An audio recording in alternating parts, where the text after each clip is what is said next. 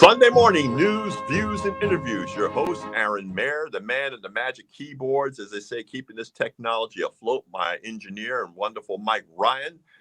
We were just, as they say, these mornings. You got the electrical, digital gremlins that are taking over. As they say, we're moving and we're iterating along with the show, testing out new technologies. And so we got a new mic. Hopefully that will pick off and eliminate some of the tinny sound of earlier shows. But today, we're really opening that chapter following off of last week's wonderful show with Brother Taki James. We're digging into the history of what is now the national and international environmental justice movement. And we have with us a wonderful environmental justice strategist, organizer, mobilizer, but not just environmental justice, because her portfolio has expanded. She is active in the human rights space globally and nationally. I want to say a wonderful welcome to Felicia Eaves. Welcome to Felicia.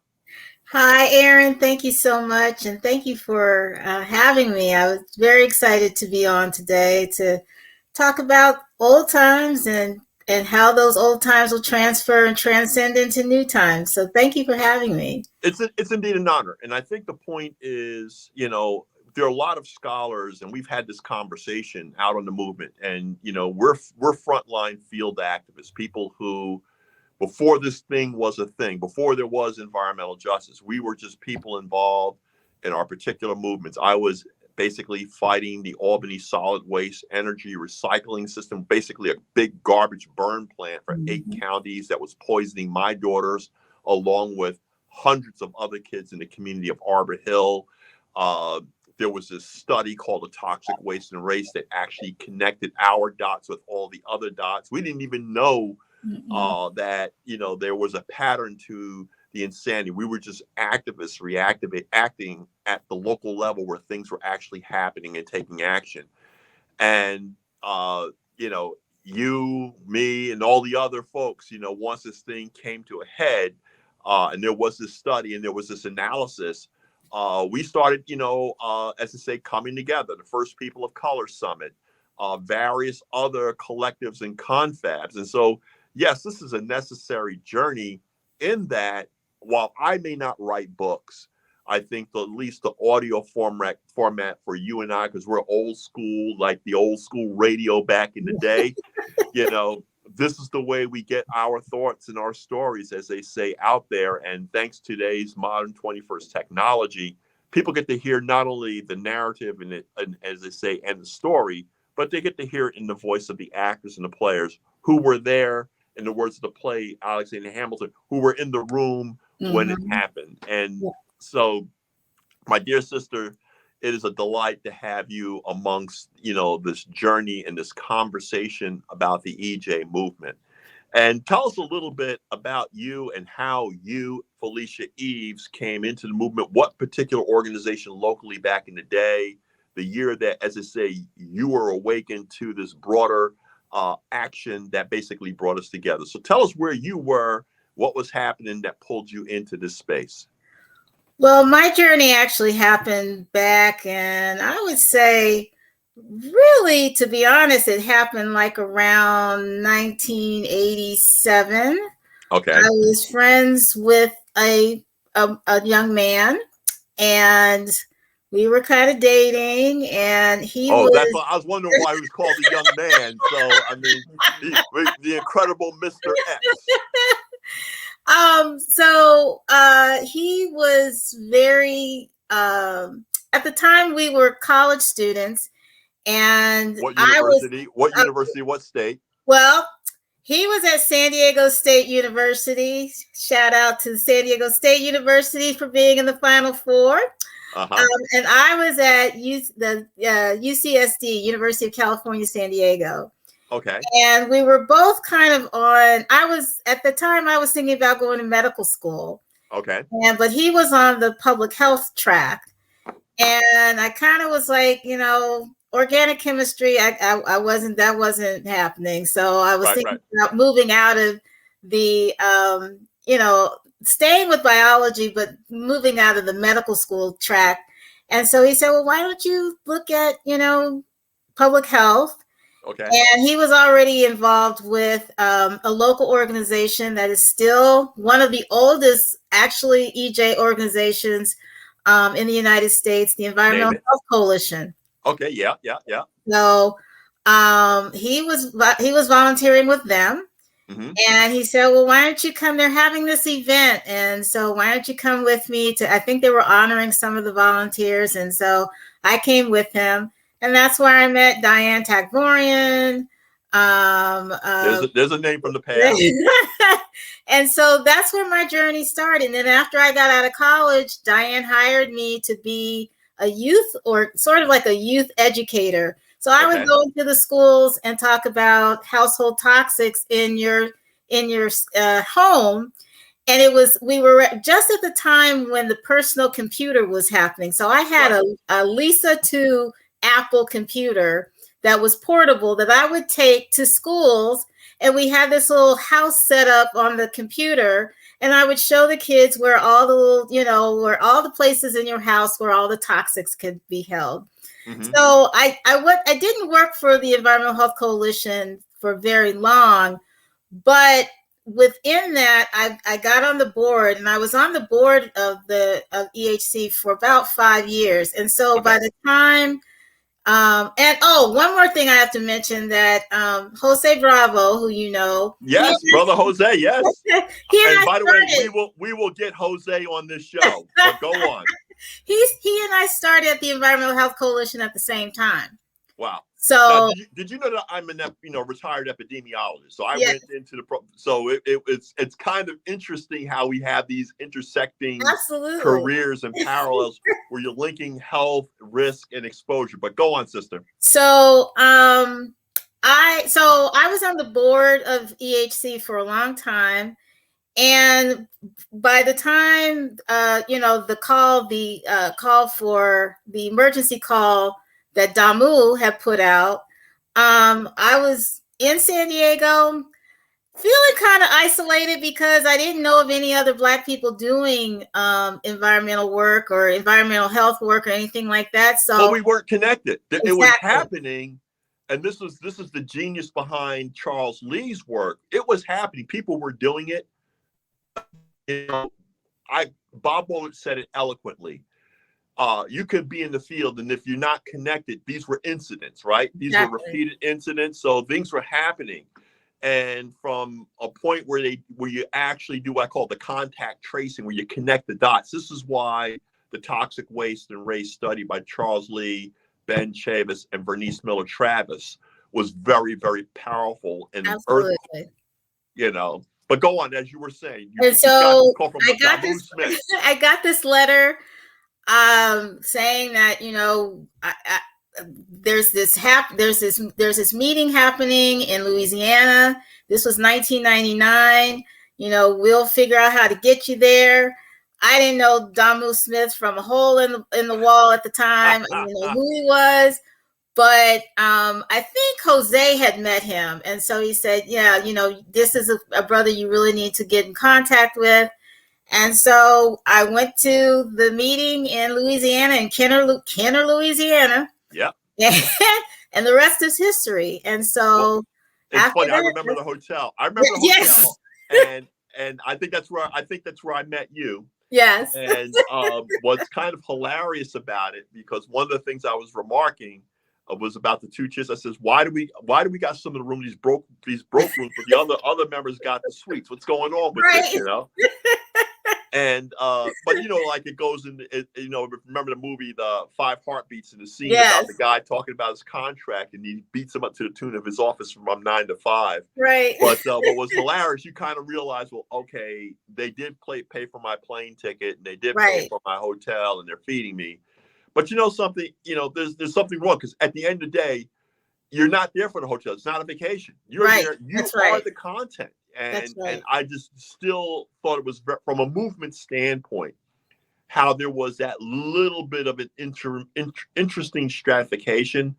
But that said, I remember at that gathering, we covered a lot of significant ground. Oh, yeah. I mean, there was, there was some tense moments in there because I remember the sister from Memphis. Her name escapes me right now, but there was a little. You could tell that there was a little bit of tension between a little bit of class tension, Right. and the academicians versus the people who didn't have degrees or the people who were working on the ground. And so we had to hash all of that out. And I think by the end of the meeting, there's still tensions, and there was still throughout any movement you're gonna have tension. But I think the work that began through MBEJN, was seminal, and it created a space for folks who didn't know that there were other people around doing this work who looked like them, to come together and to strategize. And those few years that we were really up and going, I mean, we did some phenomenal work, including work internationally. Exactly. That Because from that, some of the work with at the UN and the early UN COPs actually came out of that. Listen, sister, I want you to hold that thought, because I'm glad you mentioned that. We got to get this commercial in to pay for the show. But again, wonderful having you. Our guest today is a legend within the movement, Felicia Eaves. We'll be right back at the top of the hour.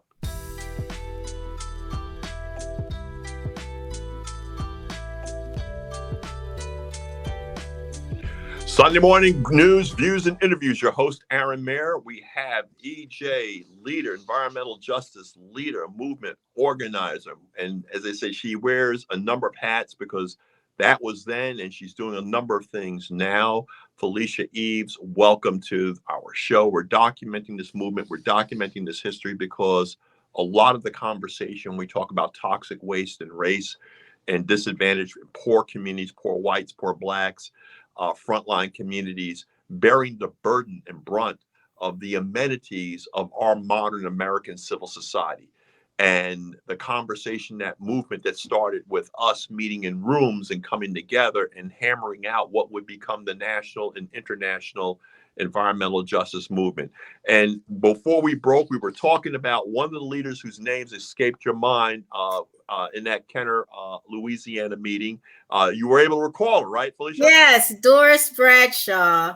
And her husband at the time, Kenneth, who was our photographer. He took a lot of the pictures that, some of those pictures that I think you probably showed at the beginning of this broadcast were probably taken by Kenneth. So shout out to them, because they're still doing a lot of great work right now. Well, in fact, her daughter, Marquetta, I think ran for Senate, but I think she might be running for Congress. But you want to hear how funny this is, because as I said, when you're in this movement a long time, you start to find deep connections. And so doing some genealogy research, I actually found out that Doris Bradshaw was also a cousin. So I oh my goodness. So we kind of had a big crack up right around 2010, Wow. And there, like I said, it's those things that that you come across. Brother Haygood, as you know, out of DC. Yeah. Not only are we cousins, but we come from a direct line ancestor right there in North Carolina. So Flip Haygood, me, and Doris are actually connected. That's hilarious. and it's the strangest thing, and so in fact we actually had a reunion and retreat where Flip and I were down there at the plantation where our ancestor were really these high-end slaves. And here's the real big flip. It was called Caesar's Head, and it was a ecotourism resort for naturalists. So back in that period of naturalists. And so our ancestors were the 5-star hotel slaves and staff, but also the field guides that took these naturalists from Harvard and all the other universities out into the field to find the flora and fauna. So, you just say that there was a deeper spirit moving on us to be in this movement, and the journey has been truly an amazing one. Yes. And one of the things that when we talk about this movement, because again, you hit the nail on the head earlier when you talk about those who are academics versus frontline field folks. And some folks have taken titles and roles. And I know there's a lot of controversy, but, I just felt that, since I'm recording it from my perspective and voice and bringing in leaders like yourself, who are unsung heroes within the movement, to lift up those conversations, because a lot of folks who are defined as fathers of the movement really aren't. They were definitely significant leaders, and one I called the Benjamin Franklin of the movement, because again, still it was a revolutionary thing, a revolutionary action, published some of the most significant pioneering works. But we also know Dr. Benjamin Chavis, who at that time was the head of the United Church of Christ in Harlem, in Manhattan. And that was the study that really connected the dots that led to our movements. Your thoughts on how leaders like Ben Chavis and the person who actually did the statistical analysis, Charles Lee, and one of the researchers along with them was Bernice Miller Travis. Mm-hmm. How is it that folks, as I say, scholarship, or let me put it this way, because you can't really judge their motives. What does it mean to you as one of the early field activists when you know who did what, where, and when? Basically, you being in the room where it happened, and you hear how the movement in the 21st century is being rolled out. And, again, not that folks are looking for credit, but at least it's not accurate, in my opinion, the way it should be. Your feelings on that? Well, I think, this is why these conversations are important, because, it helps to contextualize certain stories and narratives that are out there. And I think now that we're in this phase, because, when we started, the internet was basically just starting. I mean, there was Correct. no internet. There was barely even email at that point. Correct. So, I think social media has kind of tweaked people in the sense that we're able to get things out there, but it also has created a little bit of an ego trip for some people to get out there and start telling their stories in a way that doesn't necessarily lift up the entire story. And the complexity. Yeah, and it is complex. And so I think, I lived before I moved back to Kentucky, I lived in DC for 16 years, and I would see Vernice, quite often. And, she's still doing a lot of good work around this issue. But as you say, I think, because of how I also think it's how social media and movements have kind of moved. Some people are being highlighted in ways that other people aren't, and I think we have to correct that. And I think programs like this help to correct that.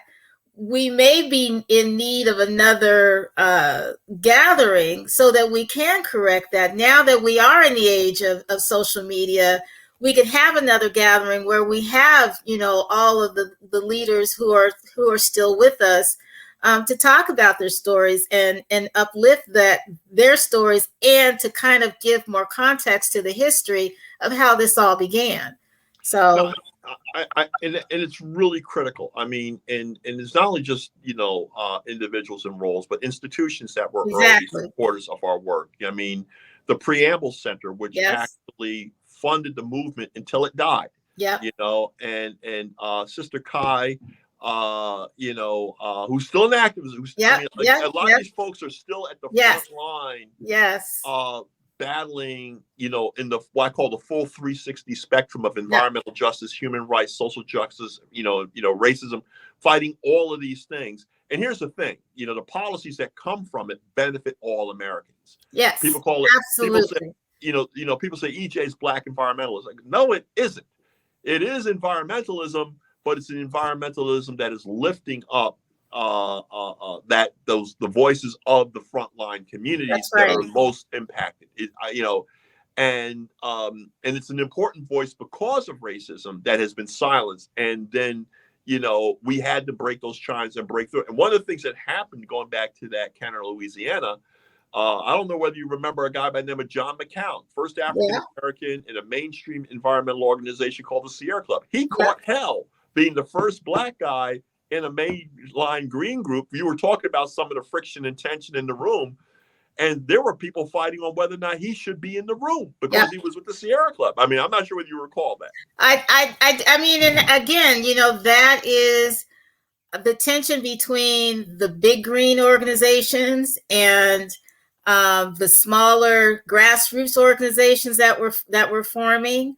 And because racism occurs in some of these, a lot of people don't believe that, or don't have the perception that racism and occurs in so-called liberal nonprofit organizations, but it does. And But the other so thing too, but John did something that was also important because he was the crossover to recognize that there were resources there and that the movements should be connected. absolutely. Now, maybe he was not the perfect voice, but that was not the issue. What he did was blaze a path, because nowadays, 2021, the very things that he was fighting for and got criticized and attacked for brutally, now everybody is trying That's right. to do. That's right. And That's right. and he's forgotten, but everybody else is lifting up the fact that, oh, certain groups are getting certain money. And I think that, it goes back to the issue of respecting, who's the first through in the efforts of what they're trying to do. Right. And but also the pain and tensions of institutional racism and bigotry, Exactly. and that we have to work out some of these bigger points and bigger pain. But we got about a minute in closing out this section. Your thoughts in crossing that bridge? I think you mean crossing the bridge and trying to uplift the people who didn't get recognized, or John McCain, as to say, the first black to cross the bridge over to working with whites to build a broader and more impactful movement. Well, now you got 30 seconds. I mean, it's always, whenever you're the first of anything, you're always going to catch hell. So, I mean, it's unfortunate that he did do that. But I think that, again, this is why we need to maybe have another gathering so that those stories can get out, and, to recognize people who were the forerunners in taking those risks in trying to bridge the gap between the grassroots and the top roots in making this movement happen. Well, I think that we're going to cut it right there. I want to thank you for taking time out of your busy schedule. We're going to be going into sections 3 and 4 for our offline conversation. But sister, thank you for taking time out of your busy schedule and lifting up this message. More to come.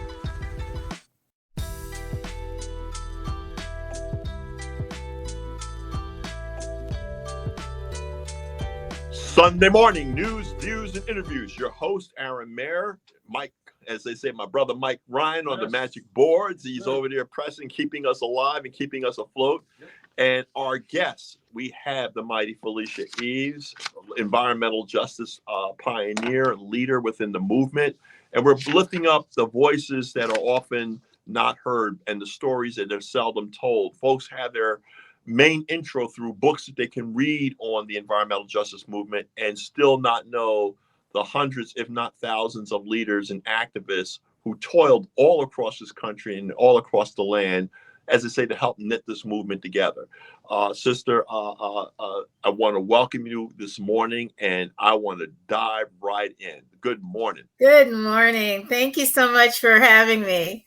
Listen, we closed off the earlier show, but right now we want to pick up that conversation on the NEBJN, the Preamble Center, the work at the Preamble Center, Kai, and the work that they did to try to, as they say, pull together a true national coalition. And this NEBJN was the National Black Environmental Justice Network.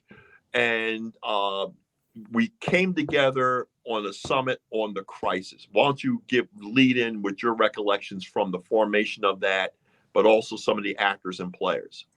Yeah, so I got this letter in, I guess it was probably no, well, it might have been like it was in the fall of 1999.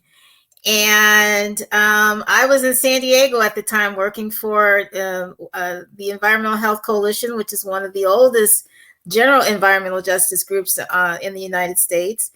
And I didn't, I saw this letter that there was a gathering happening in Kenner, Louisiana. No, And this was the one Frankington Center. This is the oh, the Frankington Frankenton Center. Center. Frankington Okay. Center. So Yes. you Okay. you you do what I do. We have all these meetings, I know. and it was always the same people. It was always the same 50 or 60 people in the room. Exactly. Well, okay, so going back to that was one of those meetings where, we wanted to get more in depth on how we were going to structure NBEJN. We had, we set out to do this, at the Kenner, Louisiana. Yeah. So this Louisiana. was the one that came off of Kenner. This was a Right. couple of years after Kenner. Right. And so then said we really got to start to really hammer something out. Right. So, I think with anything, when you have a lot of voices and views in the room, it's really hard to sometimes try to figure out where you should go. I think also there was some tension around whether we should even, be an organization. That was true. There was a big question: should we be a 501c3? Exactly. It was like the question at the founding of the U.S., the Articles of Confederation versus a national unity government. Yeah, that was the argument. Yeah. So there was a lot because I think there was, again, going back to the tension around Sister Connie Tucker. Let me give you a name, Sister Connie Tucker. God bless her soul. God bless her soul. But she was part of the grassroots movement, and so. Right. I think there was some tension around whether or not the people who were part of the grassroots were a little bit trepidatious about all this because they didn't know if they were going to be put, if their work was going to be used properly or if it was just going to be used to uplift, the people who had more resources and who were with the more known institutions. And so we had to put some of those fears to rest. But also Connie raised another issue too, because Connie also raised because it is kind of an issue, the academics versus the people. Absolutely. Connie was really religious. She was hard on Bob Bullard and the others and saying, well, no, you're not, in the community, you're an academic. You're at Clark Atlanta University. I mean, Connie, I'm going to try to call her, and you might correct me because her organization was SOC. Am I correct? Yes. And the Southern Organizing. Was it Southern Organizing Committee? Yes. And this was, the folks right there in the front line EJ communities of Mississippi, Mississippi, Georgia, Florida, that whole the Black Belt in the South. Absolutely.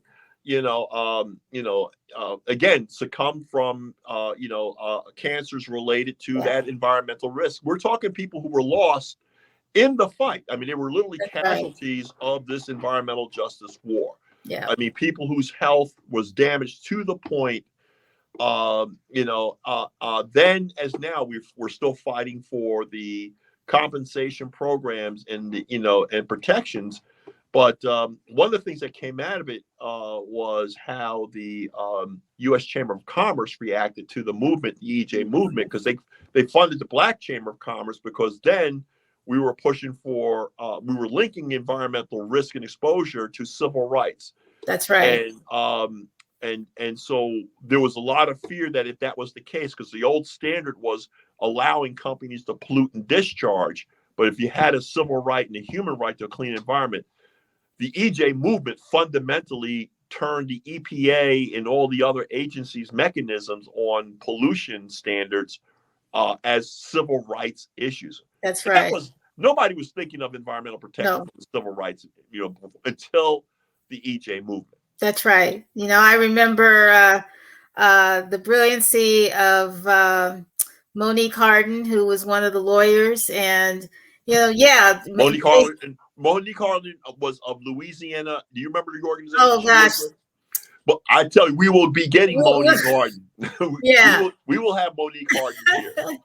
But Title VI, as you remember, was a big fight and was one of the cruxes in terms of trying to establish the environmental. I mean the Office of Environmental Justice as part of the EPA. Right. So absolutely, the work and the people who were part of that work were seminal in terms of getting the environmental justice movement as a part, as you said, as a part of the civil rights movement, the modern day civil rights movement. And, as you're talking about the regions that a lot of these people came from, now, as the environmental justice movement is merging with the climate justice movement, and unfortunately, we're seeing the storms that we just had a huge storm in Mississippi, and Rolling Fork, Mississippi is which is a community I worked in when I was with the Joint Center for Political and Economic Studies. I worked with them on trying to strategize a healthier community as part of the health equity movement. So, but all of these things are being connected, but we're still in silos. And so that's one of the things that I think we have to figure out. How does the climate justice movement, which is still predominantly white, connect with the EJ movement, and as these things, and as we are rolling in, then how do we connect these movements into the entire human rights movement, which is more international?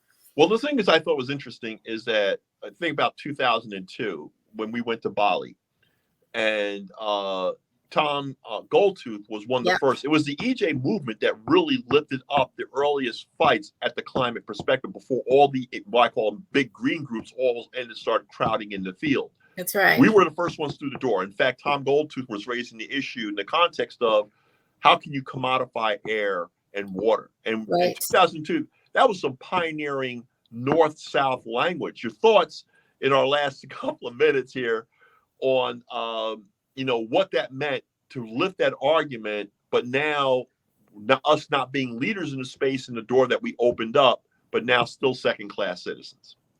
I mean, again, it's the big fight that we all have to understand is that capitalism and racism go together. And so Tom's analysis of or the question of how do you commodify air and water, that goes along with the economic justice space on how do we get people to not try to see everything as having a price on it, including air and water and all of the things that we should be able to live with, that all the things that we need to live. We need air, we need water, we need the soil to be clean enough to grow our food and crops. So again, we've got to figure out how do we tie all these movements together, because they're all connected. We can't talk about environmental justice without talking about economic justice. We can't talk about any of it and not talk about racism. We can't talk about, the health equity space, all of this, most of us started this in sort of the public health equity arena. And so we've got to figure out how do we meld all of these movements so that in some sort of way we form a super movement, so that, because we're still very siloed, and a lot of that has to do with how philanthropy works, because the world of philanthropy still doesn't see things in a connected way. And so they fund this one and fund that one, and then we start fighting against each other. So there you go, chase some dollars. But I'm going to tell you what, we're going to pick that up in the next half. That's a very fine point to exit. We're going to get this commercial in, and we'll be right back.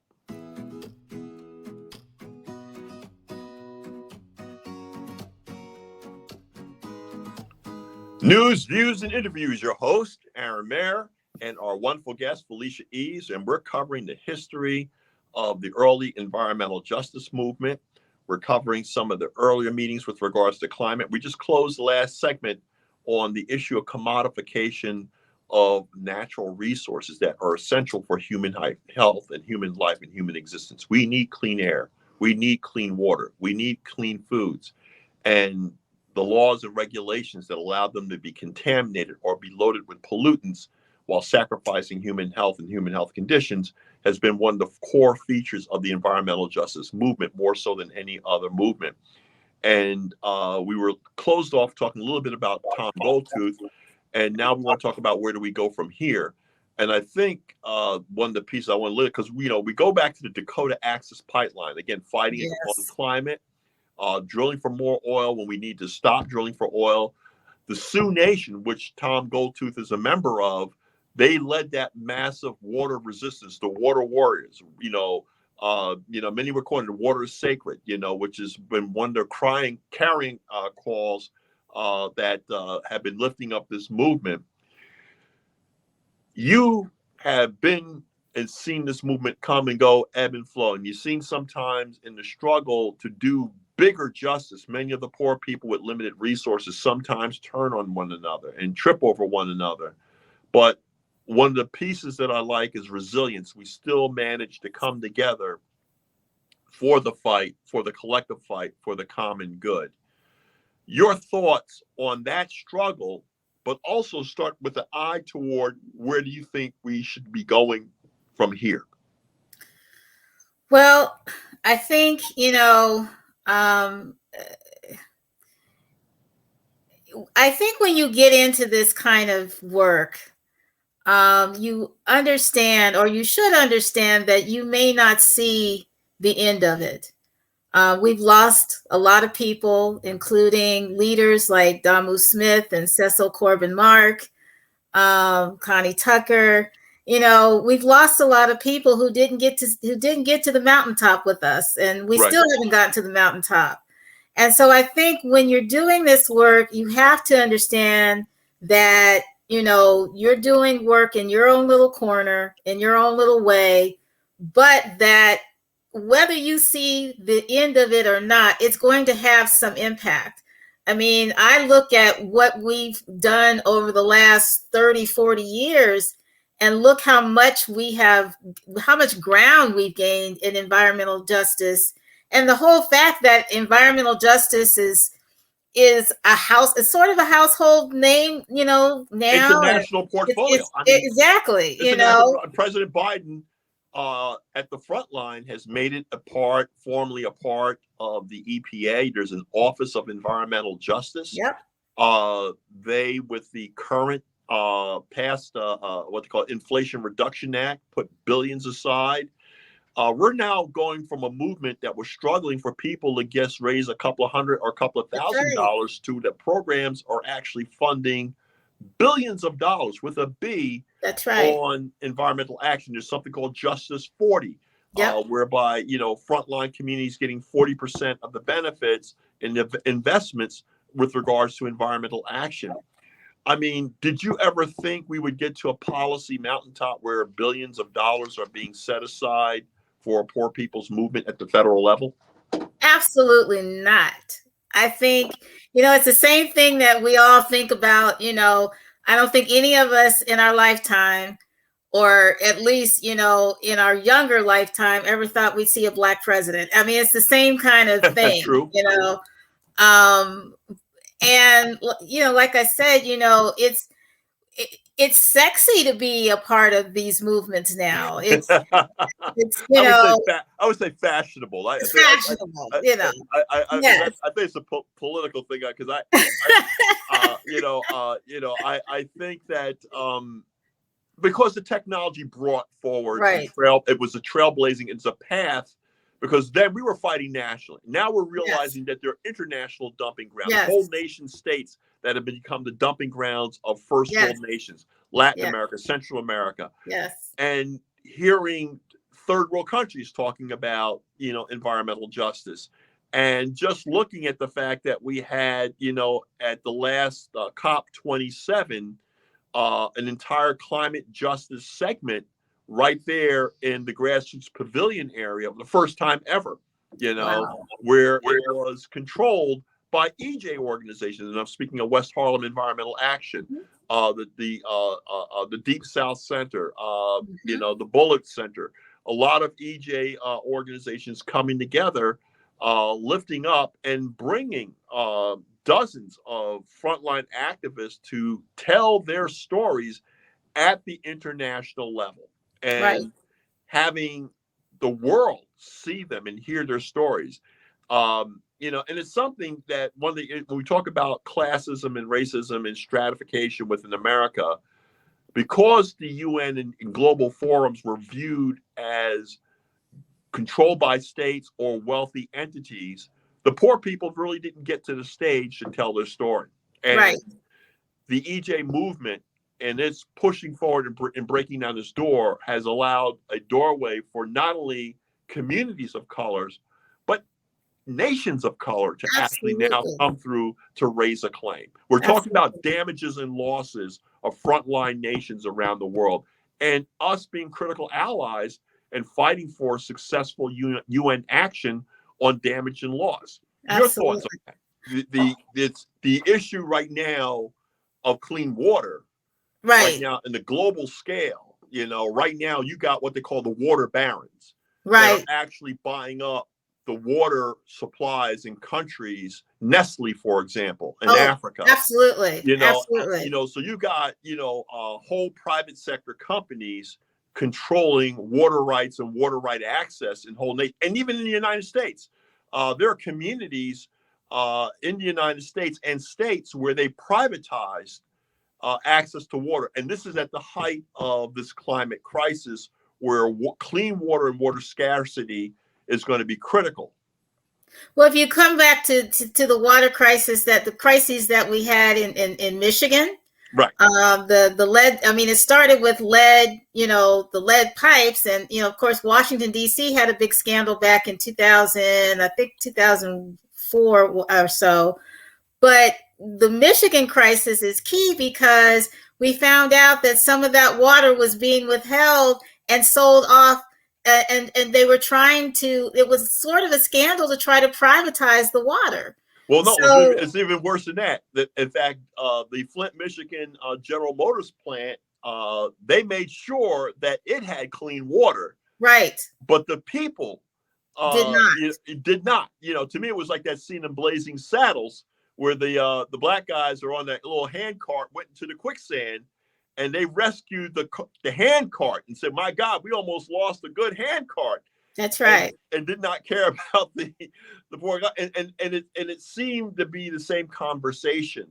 The fact that this happened, like I said, during the Obama administration, in fact, still hasn't been corrected. So it's I'm looking at both Democrats and Republicans, the fact that the black community in Flint, Michigan still doesn't have environmental justice, and specifically still Absolutely. doesn't have clean water. So we can't just say it's Democrat and Republican. No, This system is failing poor people and poor people of color and communities period. of color. Period with a T. No, you're absolutely right that this is. And the fact that it took the Obama administration to even get us into the climate, arena where all the other countries were, Mm-hmm. by not signing the treaty for forever, and then, that other president who thinks he's a president, taking it back. Well, he Yeah, was a president for he was a 4 years. president. He's number four. He was number, but it was a policy reversal, right? He was Exactly. anti-internationalist. He was Right. pro-corporation, but he definitely put us behind the eight ball. And, Exactly. but the question now becomes, because we're now seeing the effects of climate change now starting to, as you saw in Mississippi, these superstorms are killing Yes. people, and they Yes. can't hide from it like they used to.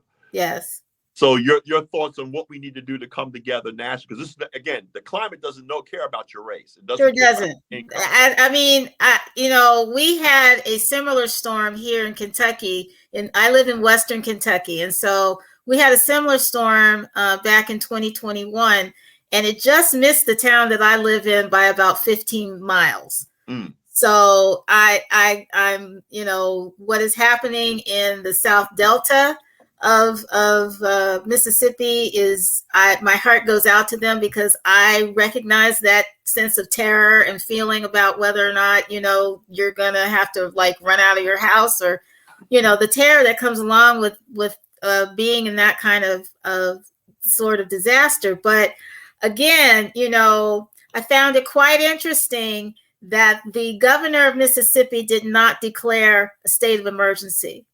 It was Joe Biden had to do that. And in my mind, it's because that storm happened in an area that is that has a majority Black and poor white population. And so, with the political climate that we're in, I think that speaks to what particularly those on the Republican side of the aisle are thinking about, and the care that they have for their citizens, and the fact that the governor didn't care enough to call a state of emergency for the people who were impacted, when it could have impacted the entire state. I mean, like you said, these storms don't care about they don't care about your color, they don't care about your religious affiliation, they don't care about your political affiliation. They just come. And so I think this climate situation that we're under is it could be a way to galvanize people to say, look, we've got to do something to stop this partisanship around these issues, especially because people are being killed and then you've got people, who are in these positions of power, and certain people get killed and they don't really seem to care. So, I think I think that where we go from here, you're saying the struggle still continues. Oh, absolutely. No question. It's an honor to have you still in the field fighting. And again, for our listeners, our wonderful guest was Felicia Eaves, environmental justice, human rights, civil rights, a justice fighter, full stop. Thank you again for taking time out of your schedule and talking to us. Thank you for having me. This was fun. I'm sorry that we're still having to fight these fights, but I'm glad that I'm still fighting it with people that I love and people that I've have had these fights and have had to go into these fights with for a number of decades. So thank you so much for having me. The honor's all mine to the Grand Dam of Rotterdam. We're coming over for a wonderful cup of coffee. Mike? All right.